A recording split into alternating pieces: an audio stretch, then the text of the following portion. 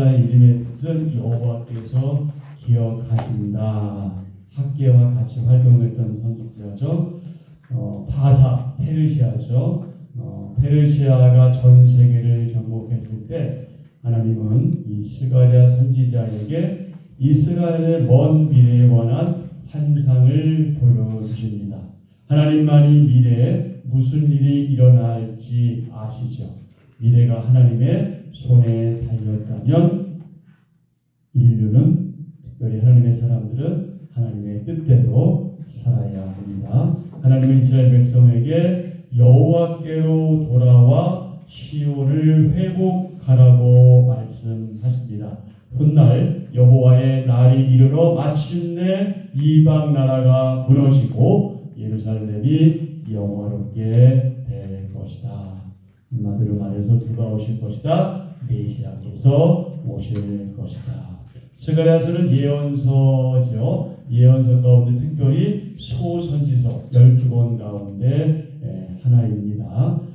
이 스가랴서는 크게 두 부분으로 구분되는데요. 먼저 1장부터 8장까지는 이 지상, 이 땅의 왕의 회복, 그리고 9장부터 14장까지는 메시아의 도래, 즉 그리스도께서 오실 것이다. 저자는 아까 말씀드린 것처럼 이도의 손자 베레가의 아들 제사장 스가랴입니다. 스가랴는 학계와 같은 시대 인물로서 성전의 완공을 간절히 기다렸지요. 스가랴가 활동하던 때, 특별히 오늘 1절 말씀에 의하면 다리오 왕 제2년 8째 달, 즉 주전 522년 10월에서 11월경에 하나님의 말씀을 받습니다. 근데 스가랴서는 참 난해합니다. 이 난해한 구절이 많아요. 왜냐하면 많은 환상과 상징이 등장하기 때문에 그렇습니다. 우리 신약 성경에는 특별히 어느 성경이 그렇습니까? 요한계시록이 그러하죠. 스가랴 시대 예루살렘은 성전의 기초만 놓인 채 더 이상 진전이 없는 안타까운 상황이었습니다. 정결한 제사를 책임질 자격 있는 제사장이 없었고 성전의 영광은 사라진 지 이미 오래였습니다. 그때 하나님께서는 스가랴에게 환상을 보여주시면서 예루살렘이 훗날 여호와의 성물이 되리라 이렇게 약속하셨습니다.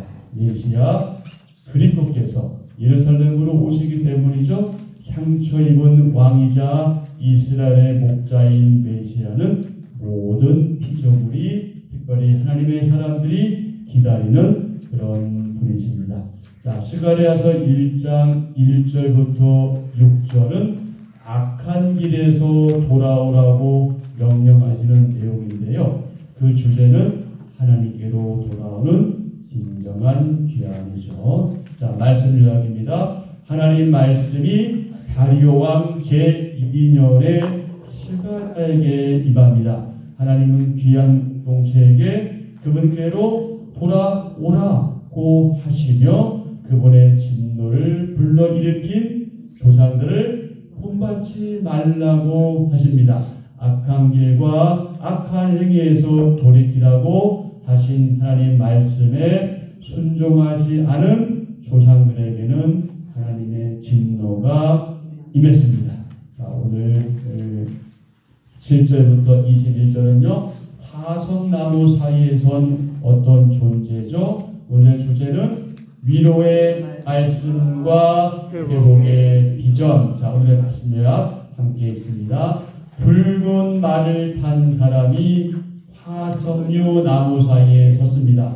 스가랴가 그 뒤에 말들이 무엇인지 묻자 천사는 땅에 두루 다니라고 하나님이 보내신 자들이라고 말해줍니다. 진노하신 지 70년이 되었다는 천사의 말에 하나님은 회복을 약속하십니다. 스가랴는 뿔 4개와 대장장이 4명의 환상을 봅니다. 자, 1절에 보면은 다리오 왕 제2년 8째 달 이렇게 시작하죠. 스가랴가 활동한 연대가 언제인지를 보여주는 대목이죠. 다리오 왕 2년 8월은 주전 520년 8월경으로서 스가랴는 동시대 선지자인 학개와 함께 활동했습니다. 학개와 스가랴는 이스라엘 백성을 독려해서 성전을 재건토록 했습니다. 3절에 보면 너희는 내게로 돌아오라. 누구의 말이니라? 만군의 여호와의 말이니라. 그리하면 어떻게 하시겠다? 너희에게로 돌아간다. 아멘. 우리가 선지자의 글을 읽다 보면 사실 하나님이 너무 두려운 분으로, 너무 무서운 분으로 그렇게 느껴지고 심지어 그래서 절망스러울 때가 있기도 합니다. 하지만 그 하나님의 준엄한 꾸짖으심의 진심은 우리를 벌하시거나 우리를 멸하시기보다는 너희는 내게로 돌아오라 하는 사랑의 부르심에 있음을 우리가 기억해야 합니다. 예레미야 선지자의 예언에서 우리는 하나님의 진심, 그분의 마음을 발견할 수 있지요. 이렇게 말씀하셨습니다. 너희를 향한 나의 생각을 아나니 무엇이요? 평안이요. 무엇이 아니니라? 재앙이 아니니라. 너희에게 미래와 희망을 주는 것입니다. 아멘. 또 40일이 지나면 멸망할 것이다. 아수르의 어떤 성?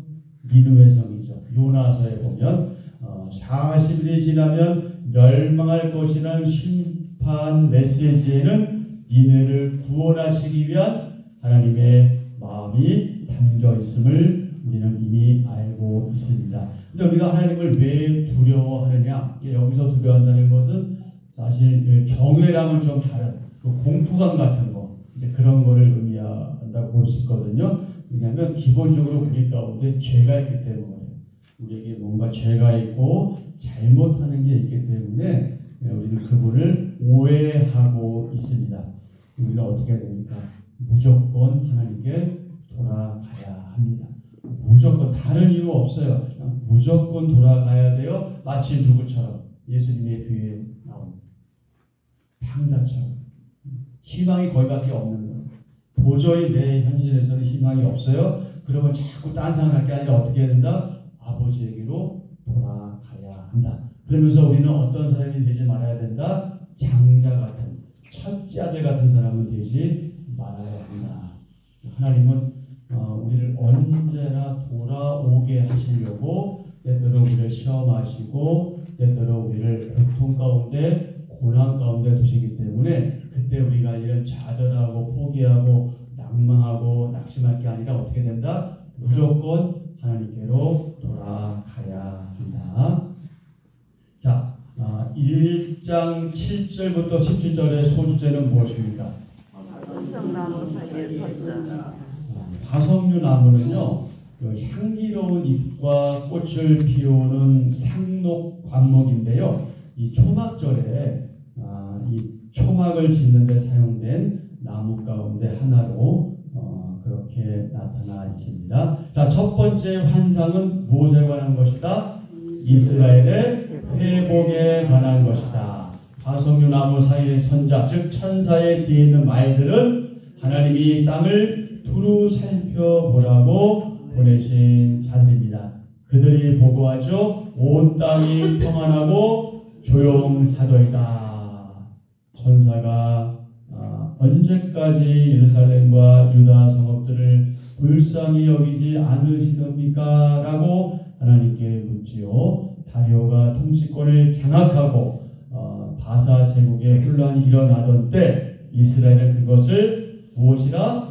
회복의 시작이라 믿었습니다. 하지만 2년 만에 바사 제국이 평안해졌고 이스라엘 기대는 실망으로 바뀌었습니다. 천사의 질문은 이스라엘의 깊은 단식을 대변합니다. 하나님은 위로하는 말씀으로 답하시고요. 하나님은 변함없는 사랑으로 시온을 위로하시며 다시 예루살렘을 택해서 회복시키시겠다 약속 약속하십니다. 자, 7절에 보면은 스밧월이라고 나오죠. 스밧월. 유대 종교용으로 11월을 말합니다. 스밧월. 태양용으로는 우리가 사용하는 이 태양용은 1월과 2월, 이것을 이스라엘에서는 스밧월로 그렇게 지키고 있습니다. 자, 8절에 보면 또 붉은 말이 나오죠. 붉은 말. 붉은색은 여러분 뭐를 연상시켜요? 피를 연상시키죠. 붉은 말은 진노 그리고 피 흘림을 상징하는 것으로 보입니다. 하나님의 사자가 붉은 말을 탄 것은 여호와께서 그분의 백성을 괴롭히는 원수들에게 대해서 진노하시며 심판을 행하심으로 그분의 백성을 구원하실 것을 시사 즉 보여주고요. 요한계시록 6장 4절에도 붉은 말이 나옵니다. 이 요한계시록 본문에서는요, 붉은 말이 전쟁 도구로 사용된 칼, 이것과 관련되어 있습니다. 그래서 무엇을 연상케 한다? 결국 죽음을 연상케 한다. 자, 12절에 보면 몇 년이 나옵니까? 70년 나와요. 70년. 이스라엘 백성이 바벨론으로 끌려가서 포로 생활한 기간이 몇 년이다? 70년이다. 예레미야 선지자는 유다 백성이 포로 생활을 피할 수 없으며 70년이 지나서야 비로소 고향으로 돌아오고 파괴된 성전도 재건될 것이라고 예언한 바 있습니다. 자, 16절에 보면은 먹줄이라는 표현이 나오죠. 먹줄. 이 건축에 사용되는 측량줄인데요. 예루살렘 성과 성전이 재건되고 회복될 것이다 라는 그런 표현입니다. 자, 오늘의 묵상 질문입니다. 낙심한 내게, 낙심한 우리에게, 낙심한 저와 여러분에게 위로가 되고 격려가 되는 하나님의 말씀은 무엇인가요? 낙심한 우리에게 위로가 되고 격려가 되는 하나님의 말씀이 무엇인지 깊이 묵상해보는 하루가 되었으면 좋겠습니다. 자, 18절부터 21절의 소주제는 4개의 뿔과 대장장이 4명. 자, 두 번째 환상은 무엇에 대한? 열방의 심판에 관한 환상입니다. 하나님은 4개의 뿔과 대장장이 4명을 보이시며 낙심한 이들에게 힘을 주십니다. 4개의 뿔은 성경에서 뿔은요, 번세, 능력, 힘을 의미하는 경우가 많습니다. 이 4개의 뿔은 이스라엘을 공격하고 흩어지게 한 사방의 열방들을 가리키는데 특정한 나라로 지어낼 필요는 없고요. 4뿔은 어느 시대건 교회와 성도를 대적하는 악한 세력을 의미한다. 이렇게 우리가 기억하면 되겠습니다. 자, 여기도 설명이 나오죠. 4개의 뿔은 유다와 북이스라엘과 예루살렘을 괴롭힌 나라들을, 그 다음에 대장장이 4명은 그 나라들을 두렵게 할 하나님의 심판을 상징합니다. 당시 이스라엘 눈에는 자신들을 괴롭힌 그 뿔, 그 나라들이 평안해 보였겠지요. 하지만 하나님은 그분의 백성을 괴롭힌 대가를 반드시 치르게 하실 것입니다. 다 같이요. 성도는 눈에 보이는 것 너머에 계신 하나님을 볼 수 있어야 합니다. 아멘. 그래서 여러분, 보이는 게 전부가 아니다. 보이는 게 전부가 아닙니다. 우리 눈에 보이는 게 전부가 아니에요. 성도는 눈에 보이는 것 너머에 계신 하나님의 일하심을 볼 수 있어야 합니다. 계속해서요. 하나님은 성도가 당하는 고난을 알고 계시며 성도를 도우시는 분입니다. 아멘. 우리는, 저와 여러분은 눈앞의 상황 때문에 좌절하나요? 보이는 곳 너머에 계신 하나님을 바라보나요? 자, 어떻습니까? 눈앞의 상황 때문에 좌절하는가? 또 보이는 곳 너머에 하나님을 바라보는가? 좌절할 때도 있고 바라보기도 하겠죠. 자, 아까 말씀드린 것처럼 우리 무조건 어떻게 해야 된다? 하나님께 돌아가야 한다. 그 일환으로 그 보이지 않는 이면에서 일하시는 하나님을 바라볼 수 있어야 한다. 하나님은 그분이 정하신 때에 하나님의 사람들을 통해서 말씀하시고 새로운 일을 시작하십니다. 하나님은 이스라엘 백성에게 조상들의 죄악에서 돌이켜 회개할 것, 즉 돌이킬 것을 촉구하십니다. 또한 유다는 구원받고 당시 주변 국들은 심판받을 것을 실가를 통해서 말씀하십니다. 하나님은 그분의 일꾼을 통해서 계속해서 사역, 즉 일하시는 분이십니다. 하나님은 황폐한 형편의 자들을 위로하시고 또 회복시키시며 불의한 자들을 심판하십니다. 하나님께서 일하시는데요. 하나님은 이스라엘 백성을 바벨론으로부터 구원하시고 무너진 성전을 재건하게 하셨습니다. 그분의 백성의 역사 안에서 일하십니다. 하나님은 무엇보다도 그분과 백성의 관계가 올바로 세워지기를 간절히 바라십니다. 천사를 보내서 이 땅을 감찰하십니다. 그래서 7절부터 17절에 보면 첫 번째 환상이 나오죠. 붉은 말을 탄 하나님의 사자. 하나님은 세상을 감찰하시고 이면의 진실에 주목하십니다. 교만하고 죄 지은 자들은 어떻게 하신다? 심판하신다. 그래서 18절부터 21절에 두 번째 환상이 나오죠. 내 뿔과 내 대장장이. 우리는 사회적 부정과 또 부조리 우리 지금 경험하고 있잖아요. 전쟁의 위협, 도덕적인 타락, 정치적인 부패 이런 것들을 타파하실 그런 하나님을 믿고 따라야 합니다. 하나님은 교만한 자들, 죄 짓는 자들, 범죄한 자를 반드시 멸하십니다. 사방이 막힌 것 같은, 동서남북 사방이 다 막힌 것 같은, 막혀도 이렇게 막힐 수 있나, 너무나 꽉 막힌 것 같은 그 어려움, 고난, 공경에 처하더라도 바로 그 환경에서 누가 일하신다? 하나님이 일하신다. 하나님이 일하신다는 것을 뭐 해야 된다? 날마다 기억해야 한다.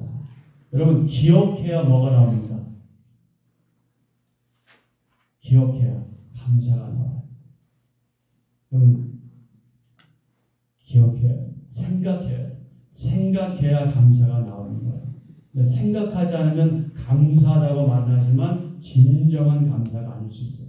그러니까 깊이 생각하셔야 돼요. 하나님이 지금까지 나와 우리를 어떻게 인도해 오셨는지, 또 어떻게 일하셨는지, 우리 인생의 고비마다 그 순간순간마다 어떻게 우리를 계속해서 선한 길로 인도해 오셨는지, 그리고 지금까지 이렇게 있게 하셨는지 그것을 기억해야 감사가 저절로 나오게 됩니다.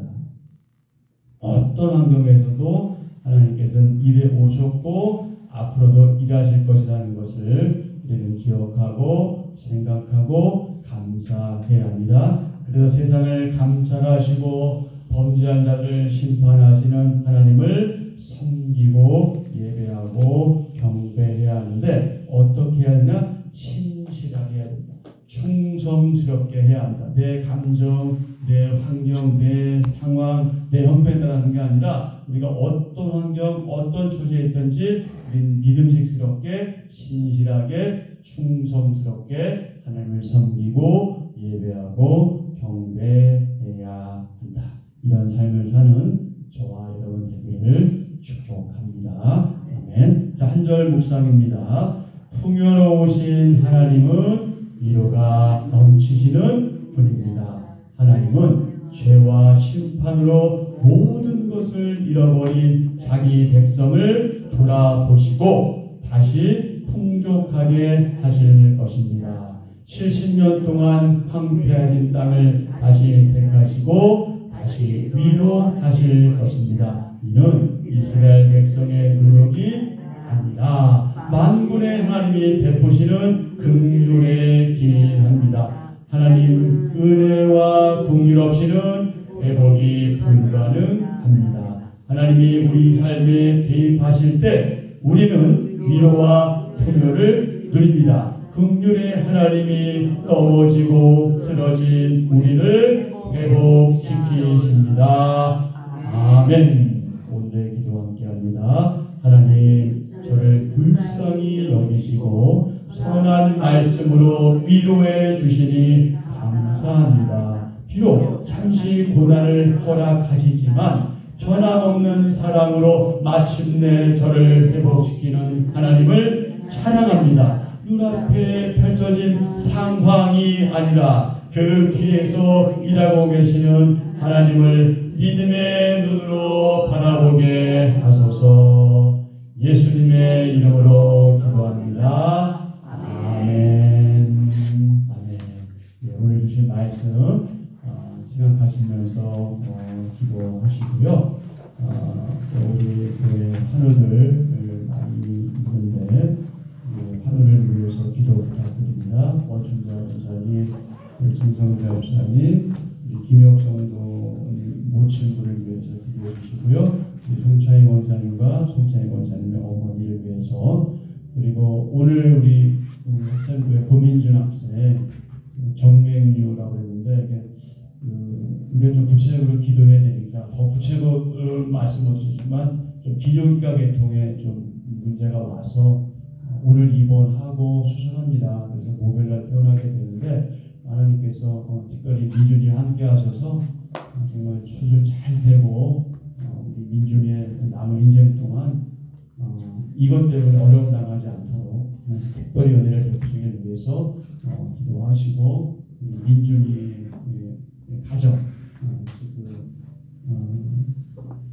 가정을 위해서도 기도 부탁드립니다. 그리고 여러분 보셨는지 모르겠지만 저도 확인을 못했는데 커피숍 방귀가 어제 들어왔죠. 사진마저도 잠깐 봤는데 한 번씩 좀 기도하시고 구경하고 가시고요. 우리 커피 선교회를 통해서도 하나님의 일하심을 우리가 경험할 수 있기 위해서 기도해 주시고요. 목요일날 있을 우리 동부노회 교회를 위해서 여러분도 기도 부탁드리고요. 한빛 바자를 위해서 기도하시고 우리가 늘 기도하지만 특별히 나라와 민족을 위해서 기도하시고 여러분 개인적인 강구하시고 그렇게 한 일정 시작하면 좋겠습니다.